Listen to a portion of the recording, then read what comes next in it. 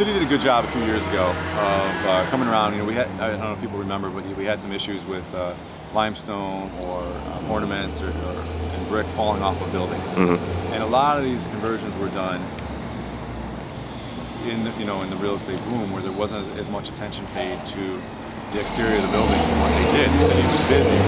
Construction inspectors are coming out during a hot period of time. There's less of a microscope put on the quality of what's done. So they had to come back and kind of do a survey. Every loft building every so many years has to have an exterior engineering study done to make sure that the building is sound and things aren't going to fall off. Balconies, limestone ornaments, things like that. So you are seeing a lot of buildings. Churchill Lofts had it done recently, I think probably a year and a half ago. This building had it, Pinnacle had it. Clock Tower, actually, I believe Clock Tower had it about 5 years ago. They had some roof work done and tuck pointing done. And it's definitely important. So when a buyer is looking to purchase in any condo building, but especially something that was converted to an older building, they need to pay attention to meeting minutes. Try to get the last 2 years just to hear what the people that live in the building are talking about. Get a budget, understand the budget. The reserve amount is very, very important. If the building has a low percentage of reserves for the amount of the units, it's something you probably should walk away from.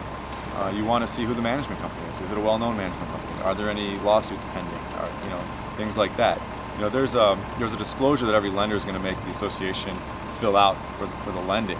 But there's also what we have in our industry called Rider 15, where it's a condo disclosure. So basically, there's a list of 10 items that the association and the building and the seller have to provide for the buyer, so that they can understand and review everything that's happening. And as a buyer, you should read it yourself and understand it, not just rely on your attorney. A lot of attorneys aren't going to really, pay too much attention. They're going to run through and make sure everything's good, there's nothing standing out. You as a buyer should understand what's going on in the building. If there are no special assessments pending, it doesn't necessarily mean there aren't things in the works. It's a discussion of, water pipe issues or roof that may need to be repaired or redone.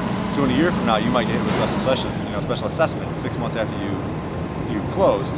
That was not on the books, what was being talked about in those minutes. I think the minutes are the most important things. Those are the real opinions of owners of the building that are involved in the association.